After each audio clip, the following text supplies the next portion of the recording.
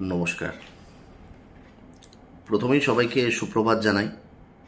আর যেরকম ভিডিওতে বলি গুড মর্নিং বন্ধুরা, সেটা না বলে আমি সুপ্রভাত দিয়ে শুরু করছি। কারণ কি, দুটো শব্দের মধ্যে কোনো অন্তর নেই। আসলে গুড মর্নিং আর সুপ্রভাত এই কথাটা কেন বলছি আপনাদের হয়তো মনে হবে যে কি হলো আজকে হঠাৎ কোনো ভিডিও নেই, হঠাৎ করে আমি সুপ্রভাত আর গুড মর্নিংয়ের মধ্যে পার্থক্য বোঝাচ্ছি। আসলে পার্থক্যটা কিছুই না। শুরুটা করছি এই কারণের জন্যে, এই শব্দটা দিয়ে। কারণ কি, সুপ্রভাত বা গুড মর্নিং বলে আমরা প্রত্যেকেই সবাইকে শুরু করি দিনটা।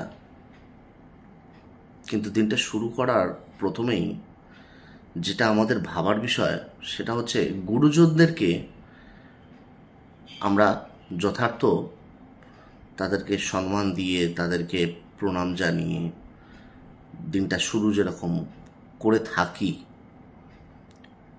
সেটা সমাজের সব ক্ষেত্রেই আমরা করে থাকি যারা আমরা বিবেচক। কিন্তু ব্যাপারটা কি জানেন তো, এখন এই সমাজের বয়স্ক মানুষরা, মানে আপনার বাড়ির মা বাবার কথা বলছি, মাসি পিসি কাকা কাকিমা সবার কথা বলছি, আমারও পরিবারের সবারই কথা বলছি যারা বয়স্ক। আজকের বিষয়টা হচ্ছে বয়স্কদেরকে নিয়ে। আসলে আজকে এই ব্লগটা করতে আমি এই জন্য বাধ্য হলাম, কারণ কি বেশ কয়েকটা বিষয় আমাকে ভাবিয়েছে এই কয়েকদিন ধরে। আসলে কর্মব্যস্ততার মধ্যে সামাজিক বিষয় থেকে একটু কখনো কখনো পিছিয়ে পড়ছি মনে হয় নিজেকে।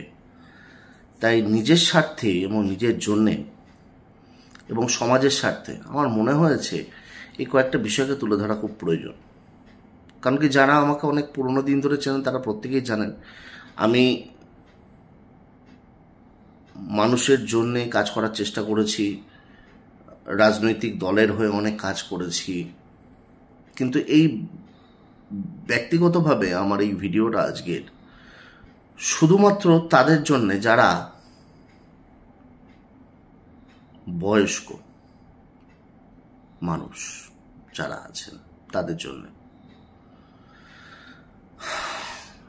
বিষয়টা হচ্ছে এরকমই যে বেশ কিছুটা সময় যাবত যখন আমি বিভিন্ন সময় পার্লামেন্টে আমি দেখেছি বিভিন্ন সাংসদদেরকে প্রশ্ন করতে, তাদের বিভিন্ন রকমের দাবি দাবা রাখতে সংসদে, এবং কিছু কিছু ক্ষেত্রে আমি অনেক সাংসদকেও অ্যাসিস্ট করেছি কিছু কিছু প্রশ্ন এবং তার দাবি দেওয়া সেগুলোকে কিভাবে বাস্তবায়িত করা যায়, সেগুলোকে কিভাবে ইমপ্লিমেন্টেড করা যায়, তো সেগুলোর জন্য আমি অনেক সময় অনেককে সাহায্য করছি। সেই দিনগুলো থেকে আজ অবধি আমি একটা জিনিস সবাইকেই দেখি, প্রত্যেকটা সাংসদকে দেখি, প্রত্যেকটা যারা গভর্নমেন্টে কেন্দ্রীয় সরকারে যারা বড় বড় পোস্টে বসে আছেন তাদেরকেও দেখেছি যারা প্রোটোকল মেনটেন করেন, যারা এই টোটাল সমাজ ব্যবস্থাকে চালনা করার জন্যে নীতি নির্ধারণ করেন। তাদের উদ্দেশ্যে আমার এই পোস্টটা। বিষয়টা হচ্ছে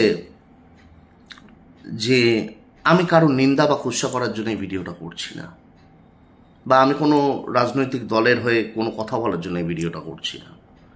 আমি শুধুমাত্র এই ভিডিওটা করছি এই কারণের জন্য, কারণ কি আমার ভেতর থেকে বেশ কয়েকদিন ধরে একটা কথা নাড়া দিচ্ছিল। সেটা হচ্ছে যে এই বয়স্ক প্রবীণ মানুষদের অবস্থাটা বর্তমানে কি।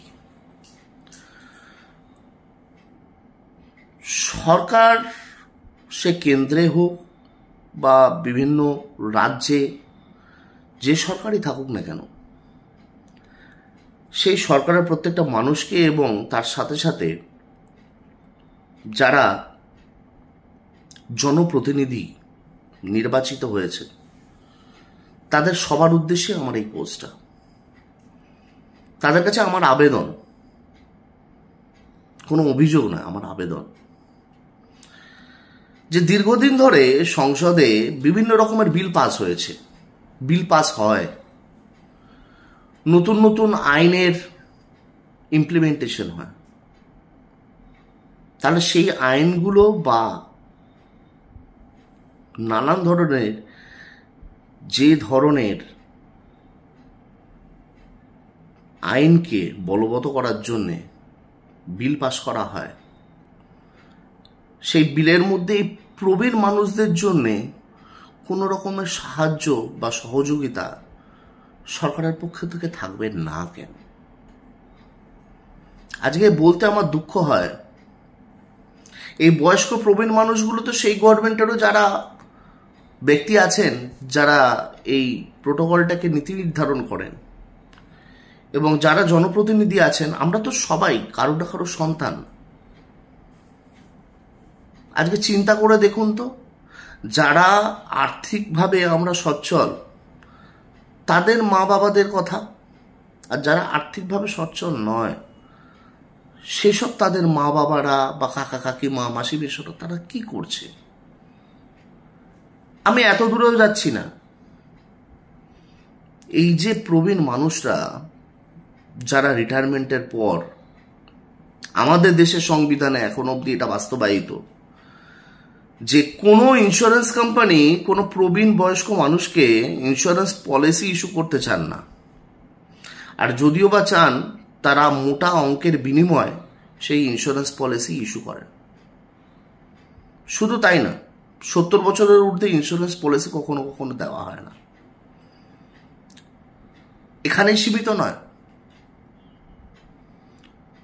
আজকে প্রবীণ মানুষদের জন্য যতটুকু সুবিধা ছিল ট্রেনে, বাসে, বিমানে, যে ছাড়টুকুন ছিল, সেই ছাড়টুকুনও এখন প্রায় বিলুপ্তির পথে। এখন শুধুমাত্র 50% ছাড়।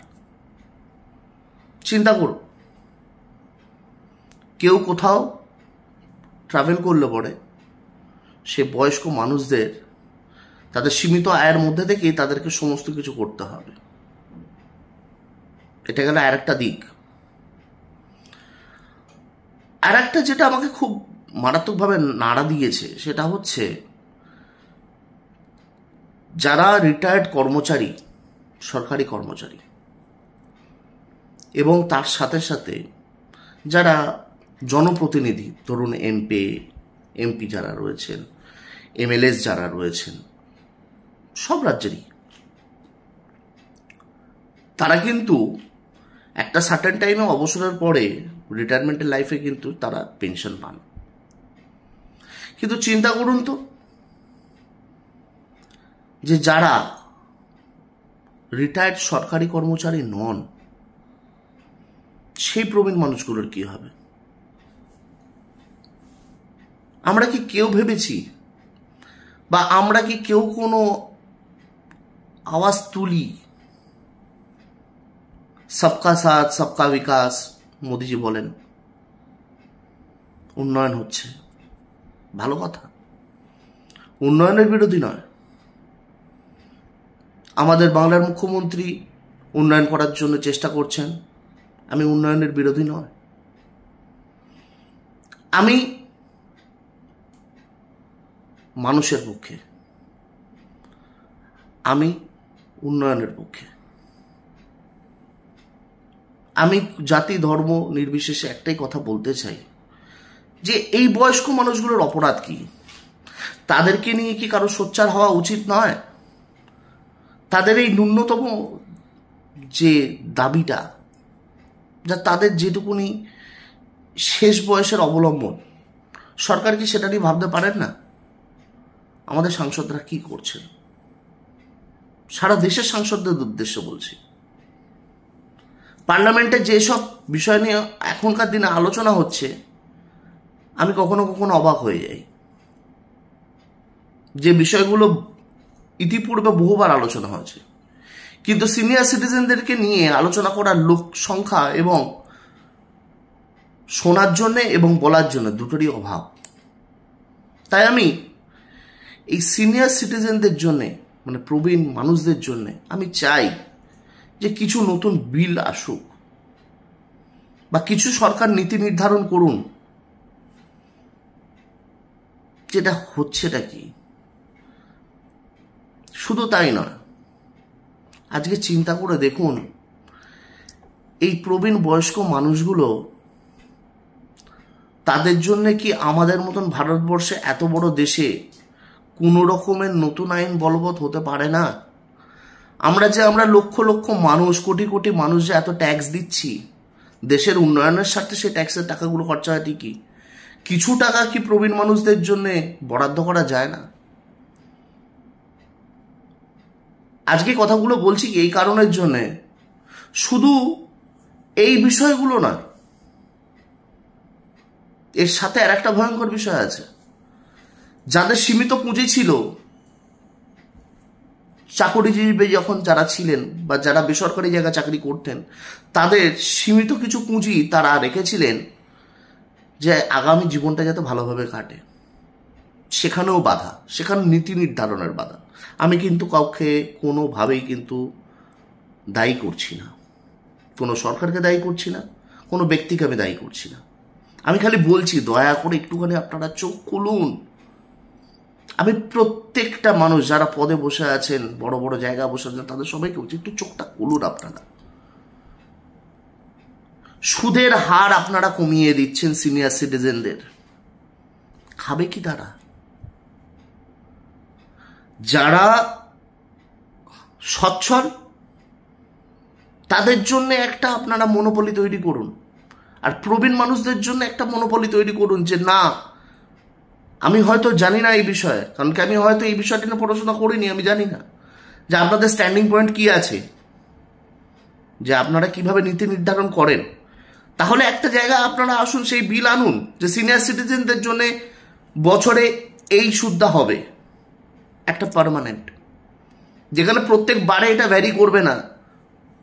সিনিয়র সিটিজেনদের জন্য একটা আলাদাভাবে আপনারা একটা জায়গায় আসুন, কিছু নীতি নির্ধারণ করুন। আমি বারবার আপনাদেরকে আবেদন করছি, কারণ কি দেখুন, আমি আমার মা বাপ হারা,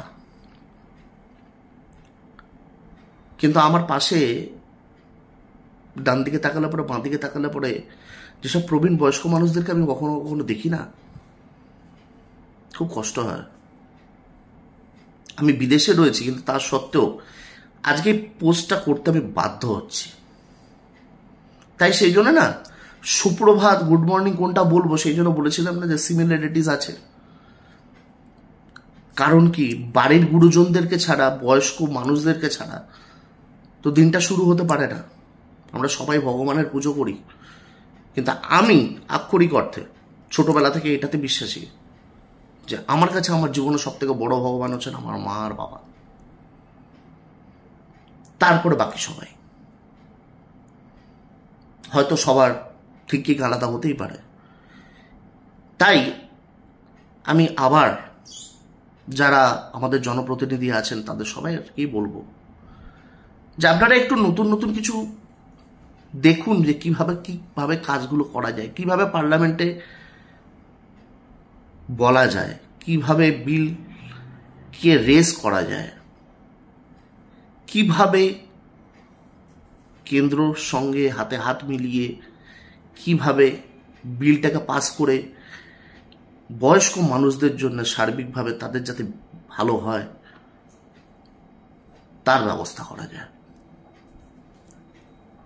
আমি যে কটা বিষয় বললাম একটুখানি ভেবে দেখবেন। এর আগেও কয়েকজন সাংসদ বলেছেন বয়স্ক মানুষদেরকে নিয়ে, কিন্তু কোথাও কোনো ইমপ্লিমেন্টেশন হয়নি। তাই আমি বলবো যে আপনারা একটু ভাবুন। আর দিনের শেষে আর একটা কথা বলতে চাই, সরকারকে নিয়ে যেরকম, সরকারের প্রতিনিধিদেরকে নিয়ে যেরকম আমি সবাইকে বললাম বা বলছি, আবেদন করছি, সেরকম আমি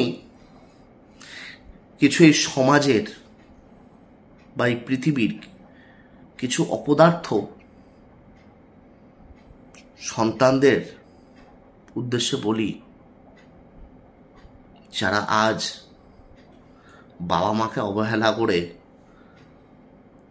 বা নিজের কাকা কাকিমা মাসি মেসো সবাইকে অবহেলা করে ভাবছেন যে আপনারা সুখী হবেন, সেটা কিন্তু বড় ভুল।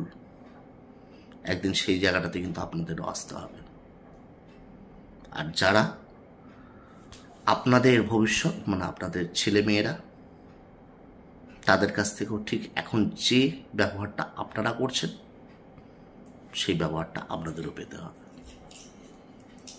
কারণ কি, আমি বিশ্বাসী স্বর্গ নরক বলে কিছু হয় না।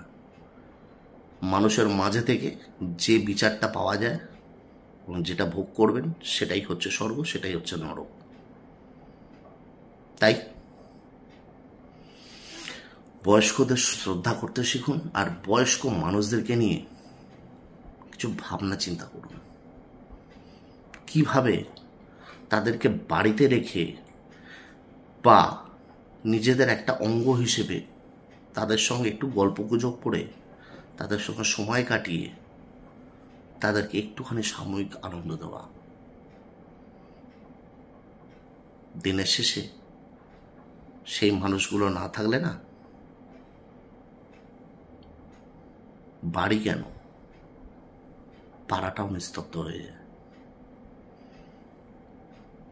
তাই সবার কাছে আমার একটাই আবেদন, পাস্ট ছাড়া প্রেজেন্ট হয় না, প্রেজেন্ট ছাড়া ফিউচার হয় না। পাস্টকে অবহেলা যেরকম করা যায় না, প্রেজেন্টকেও ফিউচারকে অবহেলা করলে পরে মুশকিল। ভালো থাকবেন। আর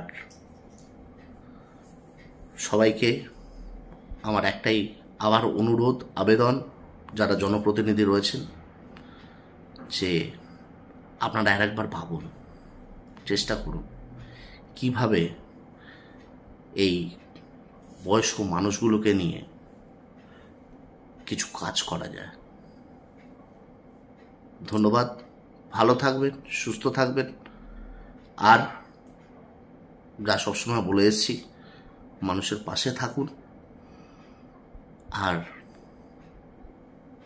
যা দেবেন সেটাই ফেরত পাবেন। ভালো হলে পরে ভালোটাই পাবেন, খারাপ করলে পরে খারাপটাই পাবেন। তাই আর বেশি কথা বলবো না। আর মনটাকে বড় করুন সবাই, দেখবেন দিনের শেষে সব কিছু ভালো হবে আর সবাইকে ভালো রাখতে পারবেন।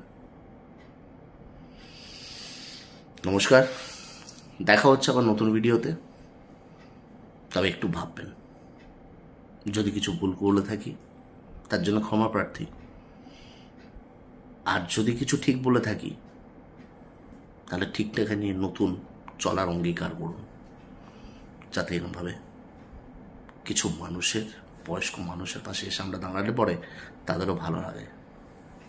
তারা কিন্তু সমাজের বঞ্চিত মানুষ নয়, তাদের থেকেই কিন্তু আমাদের সৃষ্টি। নমস্কার।